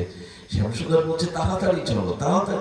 আরে, যার এত হৃদয়ের প্রীতি প্রেম আত্মী, সে পড়ে গেছে আর তুমি স্বার্থপরের মধ্যে চলে গেলো, ওকে না তুলে আমি বলি, এই জন্যই তো তোমাকে আনতে চাই না। আরে, ওকে ব্রজবাসীরা কেউ তুলে দেবে, প্রসিদ্ধ সুরদাস, কেউ না কেউ তুলে, তুমি চলো। বলো, ওকে না তুলে আমি যাবো না। কেন রাধা রাধা করে গৌরী বৈষ্ণবরা? কেন ব্রজের এত রাধা রাধা বলে? করুণাটা গোবিন্দের থেকে কোটি গুণ তো রাধারানী। বলে, শ্যামসুন্দর, এক কাজ করো, তোমার ওই উড়নাটা ফেলে দাও, আমি তোমার হাত ধরে টানছি আর তুমি উড়না ধরে টেনে ওকে তোলো। উড়না ফেলে দিলে সুরদাস বলছে, কে কে তুমি? কে আমার উদ্ধারের জন্য? বলল, আমি ব্রজ রাখাল। বলে, বাবা, উড়নাটা তাড়াতাড়ি ধরো। উনি তো সবই জানেন, যে উড়না ধরে রাধারানীও টানছেন, গোবিন্দও টানছেন। কি ভাগ্য দেখুন, ভজন কোথায় নিয়ে যায়। ওই টানতে টানতে উপরে উঠে পড়বে না মনে পড়েছে, আচ্ছা যদি আর সুযোগ না পায়। উনি ওই চরণের দিব্য চিন্ময় গন্ধ আস্বাদন করে রাধারানীর চরণে, ও যে টান দিয়েছে তো উঠেই রাধারানীর চরণে পড়ে গেছে। পড়বে না নপুরটা বের জোর করে ধরে রাধারানী ইচ্ছাতে রাধারানীর চরণের নপুর খুলে যায়। শত কোটি গোপীদের সাথে নৃত্য করেন, রাস নৃত্য, খোলে না, নপুরটা খুলে গেল। বাম চরণের নপুরটা বুকে পেয়ে এত প্রেম পেল, এত আনন্দ আবেশ এলো, মস্তিত হওয়ার মতো। সঙ্গে সঙ্গে শ্যামসুন্দর তাকে বলছে, এই হলো তোমার সমস্যা, তোমার নপুর খুলে রায়। আচ্ছা, নপুর খুলে ওকে কেন দিলে? হ্যাঁ, নপুর কৃপা করবে বলে দিয়েছো, দেখো যা কিছু বোঝো তাড়াতাড়ি করো। বাবা, নপুরটা দাও। সুরদাস বললেন, আমি তো জন্মান্ধ, নপুর যে তোমার তা বুঝবো কি করে? আর একজন এসে যদি দাবি করে, বাবা নপুর দাও। বললেন, দেখো, আমাকে বসন্ত রাসে যেতে হবে, নপুরটা হলো কি করে দেব তোমায়, আমি তো চিনি না, জানি না। রাধারানী উপায় না দেখে চক্ষুতে কমল করপল্লবে বুলিয়ে দিলেন। চোখ ফিরে পাওয়ার পরে যখন চরণ দেখলেন, এই চরণটা দর্শনের জন্যই তো এত কিছুর আয়োজন জীবনে, এত ত্যাগ, এত বৈরাগ্য, এত উৎকণ্ঠা, এত ব্যাকুলতা। চরণ পেয়ে রাধারানী বললেন, এবার হয়েছে তো, এই দেখো আমার ডান চরণের নপুর সাথে মিল আছে কিনা, দিয়ে দাও। সুরদাস যেন মনে মনে বললেন, যার চরণ গোবিন্দ বুকে নিয়ে কাঁদে, সেই চরণ সামনে পেয়ে হাতে নপুর দিবি? করুণাময়ী, কৃপাময়ী, কৃপা করে যখন এসেছো দাও না, চরণটা বাড়িয়ে দাও, নপুর পরিয়ে দে। রাধারানী সন্তুষ্ট হয়ে বললেন, সুরদাস, তোমাকে কিছু দিতে মন চাইছে, একটা কিছু বর চাও। যে তোমার চরণ যারা পায় তাদের আর চাওয়ার কিছু থাকে না। তবে যদি তুমি বর দিতে চাও, এই বর দাও, আমাকে আবার অন্ধ করে দাও, আমাকে আবার অন্ধ করে দাও। রাধারানী বললেন, বাহ, সারা জীবন জন্মন্ধ হয়ে কাটালে, চোখ ফিরে পেয়ে কেউ আবার অন্ধত্ব চায়? কেন চাইছি জানো? যে নয়নে এই যুগল রূপ মাধুর্য দেখেছি, পৃথিবীতে আর কোন রূপ যেন এই নয়নে আমি না দেখি, আর কোন রূপ যেন এই নয়নে আমি না দেখি। সেই রূপ যে হৃদয়ে ধারণ করলেন, এদের প্রাপ্তি, এদের পাওয়াটা কত উপরের দেখুন। আমি আপনাদের অনুরোধ করব, এই ব্রজের রাগ ভক্তির কথা, অনুরাগের কথা শ্রবণ করতে করতে যদি এই লালসা কোনো কালে কোনো জন্মেই জাগে, তবে কোনো জন্মে নয়, গুরুদেব বললেন এই জন্মেই জাগাতে হবে, আর অপেক্ষা নাই। আর আসবো কিনা জানি না, আর এই দুর্লভ পরম্পরা পাবো কিনা জানি না, পেয়েছি যখন এই জন্মেই হতে হবে। এই ব্যাকুলতা নিয়ে যেন আমরা এই জন্মেই আমাদের হতে হবে, এই ব্যাকুলতা নিয়েই যেন এগিয়ে যায়। গুরু মহারাজ বলতে বলতে বলেছেন, হে রাধে, হে করুণাময়ী, কৃপাময়ী, সাক্ষাৎ দর্শনের ভাগ্য তো আমার না, এসে ভজন না।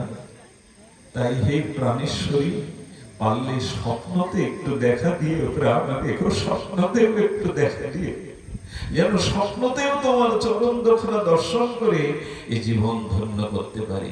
এই প্রার্থনা নিবেদন বিজ্ঞপ্তি জানিয়ে রাখুন। সাক্ষাৎ দর্শন না হলেও হয়তো করুণাময়ী আমাদের কখনো স্বপ্নতেও এসে তার চরণ দর্শন করিয়ে দেবে। শুধু যেন আর নয়, দাদাজি দুটি কথা পুষ্পাঞ্জলি দিয়ে আজকের পাঠ বিশ্রাম করছেন। আমাদের এই মা, ইনার হরি কথা দেওয়ার বাড়িতে আপনাদের